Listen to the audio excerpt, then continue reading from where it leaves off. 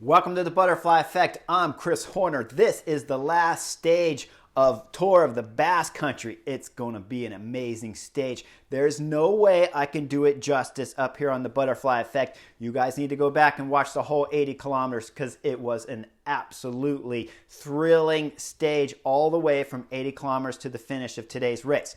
Now, you guys know I'm a big fan here at the Basque Country. I won this back in 2010, so I'm familiar with how these roads, narrow, tight, technical, super steep climbs, are going to be on a stage like today. It's going to be full gas out there. You know it because it has been every stage. 1, 2, 3, 4, 5 have all been full gas. So you know today is going to be marvelous, especially when Jumbo-Visma are no longer in the yellow jersey and it's Remco Evenepoel from Quick-Step that's wearing yellow when we start today's last stage. The problem is, if you go back to the earlier stages here at the Basque Country, Remco Evenepoel and his Quick-Step team have not been exactly that massive force here, but what team has? Jumbo-Visma hasn't been strong. Quick-Step, I said they haven't been strong. Maybe Bahrain Victorious has had some numbers here. Possibly you can look at a couple other teams if you're talking about Ineos because they start with a stacked roster here. They do have Danny Martinez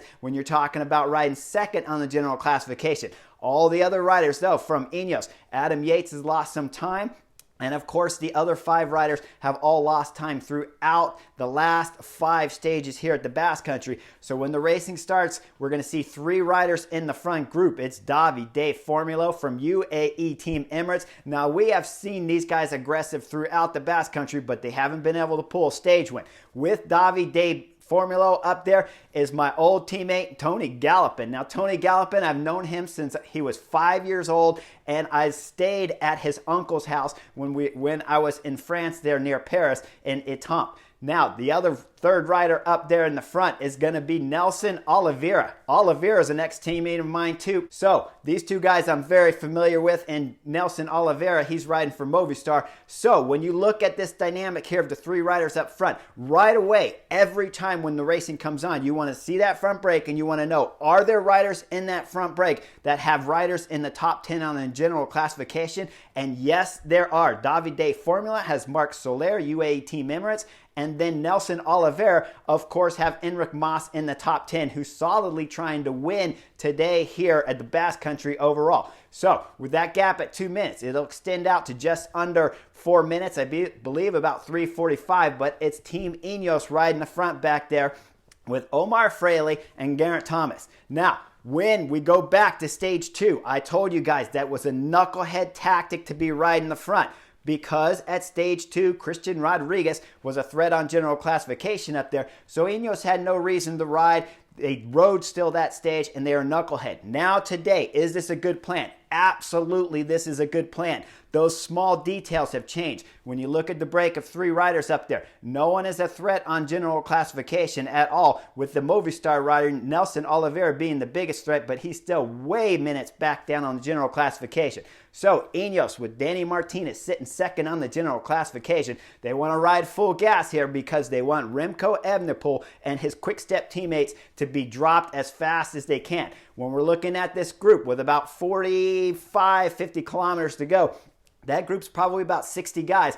And what I want you to focus on in that group is, like I said, Remco is down limited on teammates, but he still has double world road champion Julian Alaphilippe. Jumbo-Visma are down on numbers too. There's only 3 Jumbo-Vismas that I see, and it's Primoz Roglic and Jonas Vingegaard with one other teammate. Now the 2 commentators, Nico Roche and Mad Stevens, they're telling you on early on today's stage that yesterday the whole reason that Primoz Roglic was dropped is because he didn't have good legs. Guys, let me clarify this right now. The whole reason Primoz Roglic wasn't in that front group yesterday is because Jumbo-Visma used a ridiculous tactics of sharing the responsibility of covering the breaks at the finish of these stages, and therefore they isolated Primoz Roglic. He was left with no teammates. They broke the number 1 rule on the Butterfly Effect, leaving your team leader isolated and alone with Jonas Vingegaard covering that dangerous move on yesterday's stage 5.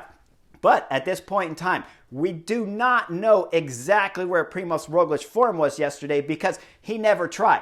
There was never a point in time where he tried to close that gap. There was a point in time that I pointed out yesterday when he saw Jonas Vingegaard go to cover that move and he stepped off the gas and slotted back in. That's all we know. When you hear the two announcers telling you that Primož Roglič is tired, we just don't know that as a fact. But we will see some magical form here in Primož Roglic's Slovenian's legs there, because he's going to light this race up. So folks, make sure you stay tuned, and make sure after Butterfly Effect you go back and watch this stage. If not from 80 kilometers, make sure you tune in at 45 kilometers, because the stage at 135 kilometers, about 85 miles in length, with 7 categorized climbs. But I want you to focus on 2 climbs, because it's Arate, that is the climb I want you to focus on. They're going to do that climb 2 ways. One up the back way. I've never climbed it this way, but I have descended down this climb, and it hurt my fingers. I was on the brakes because it was so steep and so hard just to get down it. They're going to go up that climb. They're going to go past the finish line.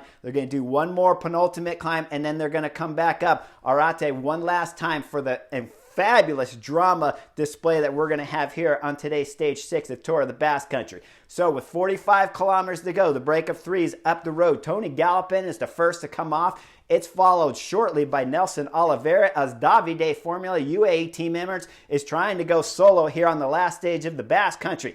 Behind, in the group of GC favorites, Ineos is on the front. Geraint Thomas does his last pull, comes off, and it's Tao Geoghegan Hart, the Giro d'Italia champion. He's on the front, setting a blistering pace, or what seems like one, until Primož Roglič comes up. Now, this is absolutely funny here, because as Primož Roglič is attacking, we're going to see Tao Geoghegan Hart look over his left shoulder, and then he's going to look over his right shoulder, and I think the only thing passing through his mind is, come on, guys, I can't do it. Because Primož Roglič is going too fast. Luckily for Tao Geoghegan Hart, the next rider to cover the move is going to be his own teammate Danny Martinez, second on general classification.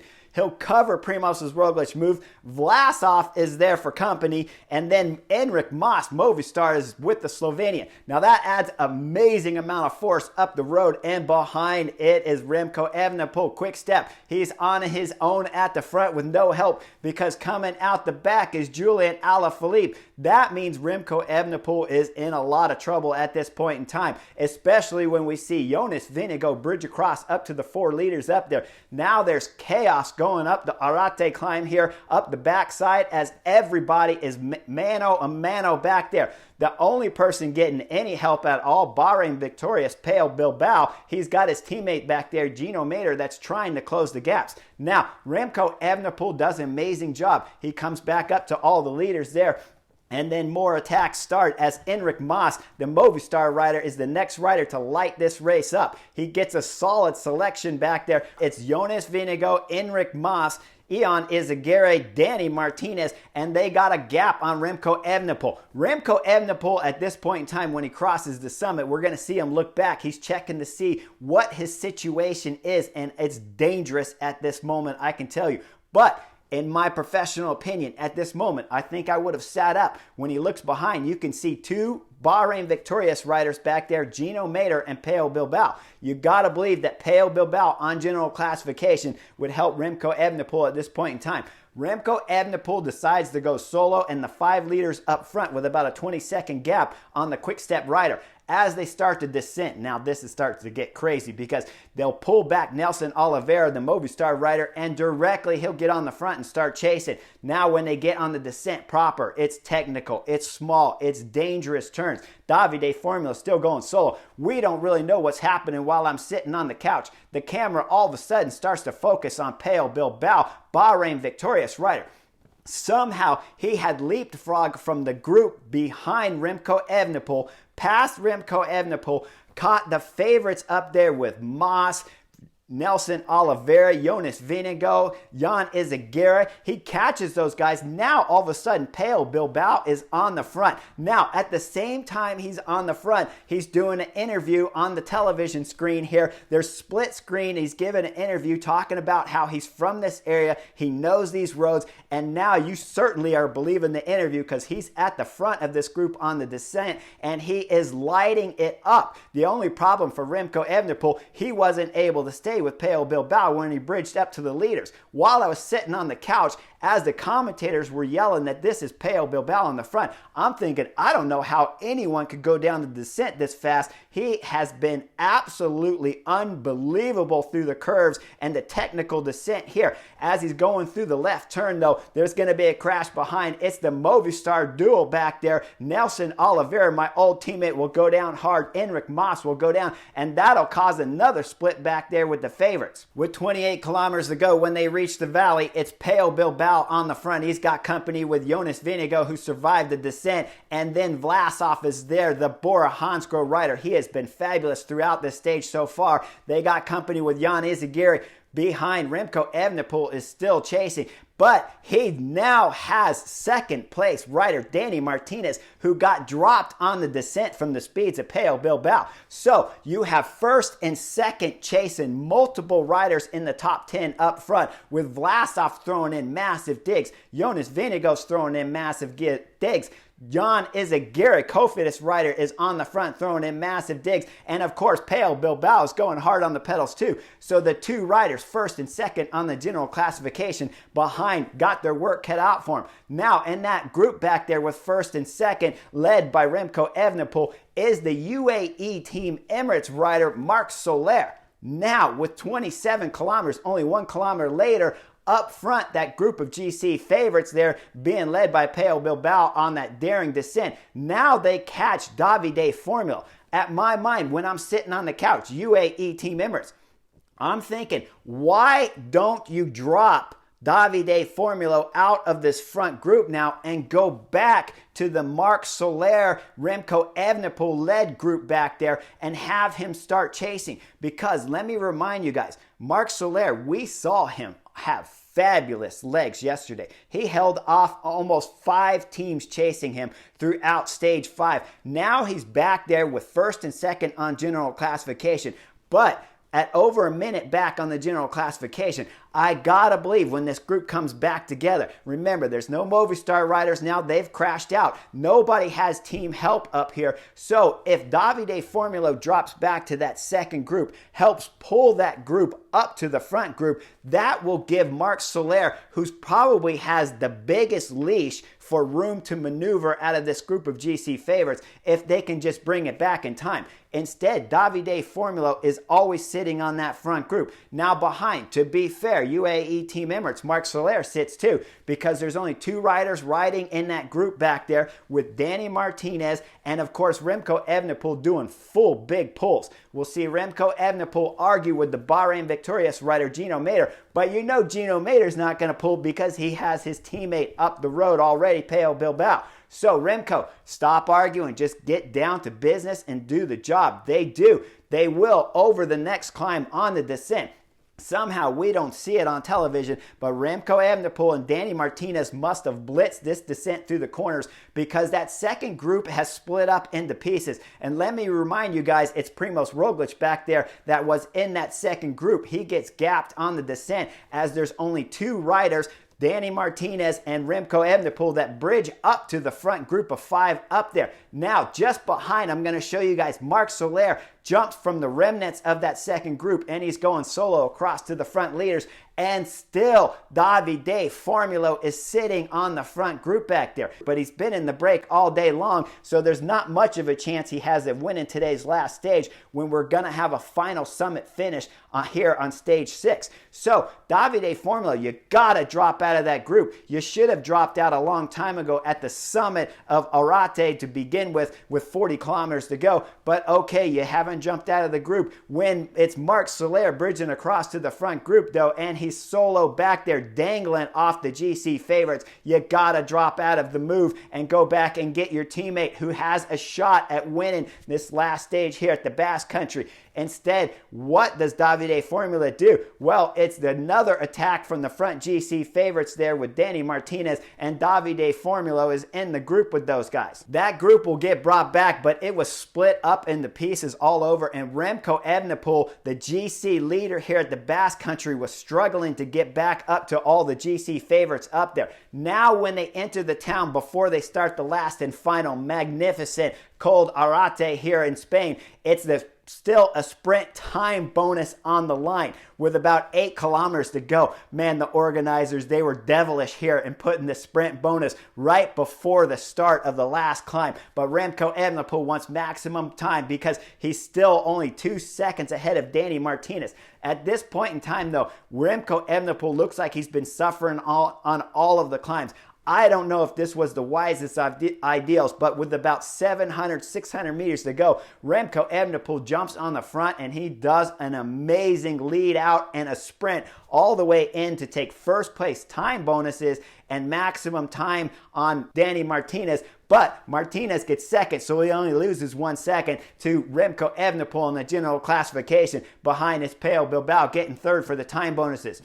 Now, Davide Formolo, he wasn't done. He's going to throw in one more attack. This was the only option left for Davide Formolo if he wants a shot at winning here the last stage of Tour of the Basque Country. Now, again, I am not endorsing this attack. I think at this point in time, when we've seen the form of Soler from yesterday's stage 5, and we see he's still in the front group, I think you stay with Marc Soler and you do damage control. Here is my reason why. You can win a stage with luck if you're not the best rider. But general classification, when you see the legs of Marc Soler, when you see the tactical games that could be played amongst all these GC favorites, we know Marc Soler could get a gap at some point in time here on this last stage against all the favorites because he's over a minute down, like I've already said multiple times here on the butterfly effect. Instead, Davide Formolo is going up the road. Now, because he's not on general classification at all, he's got about a 30-second gap. But the problem is there's not much option for him to win because Bahrain Victorious back there have teammates. So it is Gino Mader back there, the Swiss rider on the front, pulling the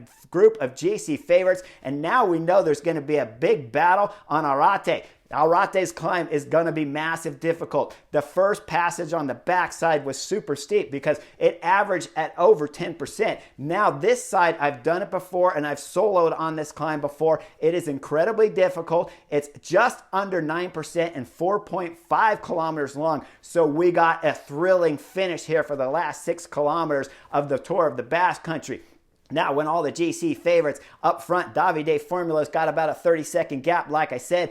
Bahrain Victorious is still on the front, and then the first attacks start coming. It's Jan Izagirre from Cofidis that throws in the first big attack, and now we're starting to see Remco Evenepoel fall apart. This goes back to those sprint points back there. When you're actually sprinting for 600, 700 meters to try to get 1 second on Danny Martinez, that was a lot of energy spent. Now it's Jan Izagirre from Cofidis throwing in the attack. Remco Evenepoel's coming out the back. He is the GC classification leader when we started this last 6 kilometers to go, but we're seeing him get dropped. Now your mind automatically needs to focus. Who is the race leader in this group? It's Danny Martinez from Ineos, and he's doing a fabulous job here, following multiple attacks from Vlasov. Vlasov threw in digs up this climb. Jonas Vingegaard threw in digs up this climb. Then with about 3 kilometers to go, there's a crash, and it's Jonas Vingegaard from Jumbo-Visma who actually is to blame for this crash. He'll throw the chicken arm out there. That means he wants to fade back and ease out of the front group. He was in second, third position.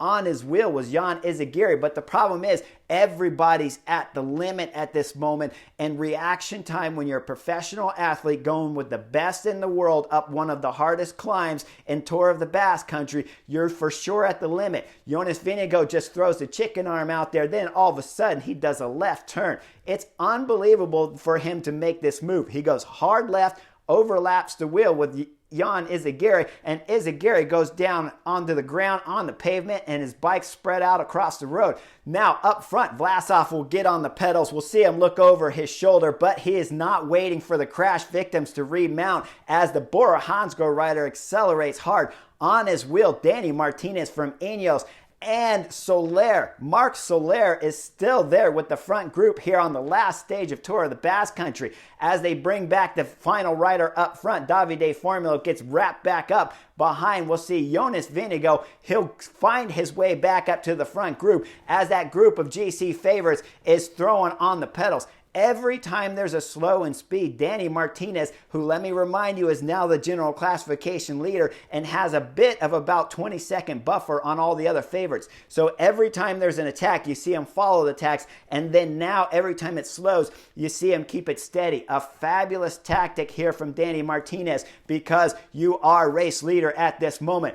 Now, Jan Izagirre, who went down hard in that crash, he's back up and trying to bridge the gap up to the front leaders. So he has a shot here on general classification and a shot at winning today's stage. Now he will bridge up before the summit of today's last and final climb here at Tour at the Basque Country, and the favorites will go over the top together when we come into the finish of today's stage. It's about a 2.5 kilometer rolling slightly descent, but it is not easy. I was solo, like I said, on this climb, and I suffered through this part, got caught, and then got beat by Samuel Sanchez in the sprint along with Alejandro Valverde. So I can tell you, personal experience, this last 2.5 kilometers of today's stage is absolutely tearing your legs apart when you're trying to protect the general classification and you're trying to win the stage. Danny Martinez, though, he only has one objective. That's to keep this group together and bring it all into the line. You don't care about winning the stage if you're Danny Martinez, because you know if this group finishes all together, you're going to win the World Tour race here, Tour of the Basque Country, and you're going to beat the Slovenian to do it. Ineos have already gotten 2 stage wins here,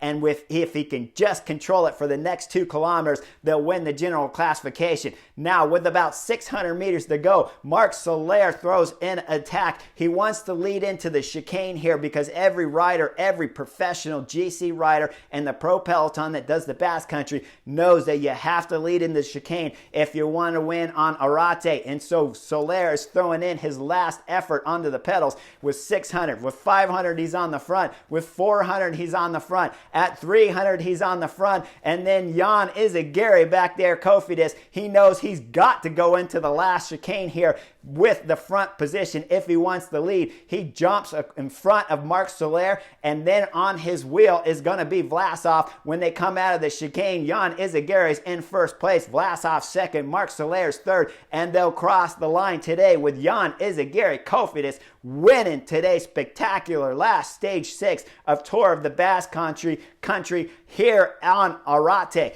This is a fabulous victory for Cofidis to win here against this kind of talent, beating Jumbo-Visma, beating quick-step riders Remco Evenepoel and Julian Alaphilippe, beating, of course, Jonas Vingegaard here and dropping Primoz Roglic earlier in the stage. So when you look at today's victory for the French team, Cofidis, massive praises here from the butterfly effect to Jan Izagirre to win today's race. Vlasov, you were absolutely exceptional throughout today's stage. There's no doubt about it. Primoz Roglic, you lit up Col d'Arate on the backside with 45 kilometers to go and entertained all of us on the couch. Of course, Jonas Vingegaard, you did what you could. I appreciate all the moves back there. UAE team members, you guys really left me short here because tactically I thought it was a bad move for Davide Formula not to drop back for amazing riding on form. Marc Soler back there in the top 10 on the general classification.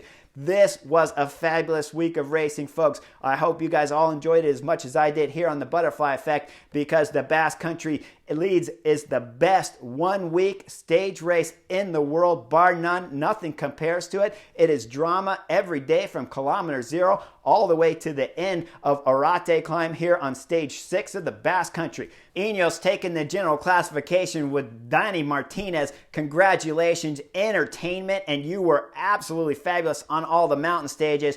Cofidis not only win the stage with Jan Izagirre, but second on the general classification. Wow, congratulations, Cofidis. Third place, Bora Hansgrohe Vlasov. Super display here throughout stage 6 from Vlasov, who never stopped attacking throughout the final 50 kilometers of today's stage. An absolutely impressive ride from all 3 top riders here on the general classification. And basically every rider that finished here at the Basque Country, congratulations. Fabulous showing here. I appreciate it. Big praise to all of you guys that finished the Basque Country. But it's Amstel Gold tomorrow, so make sure you guys like and subscribe, and I'll see you guys very soon.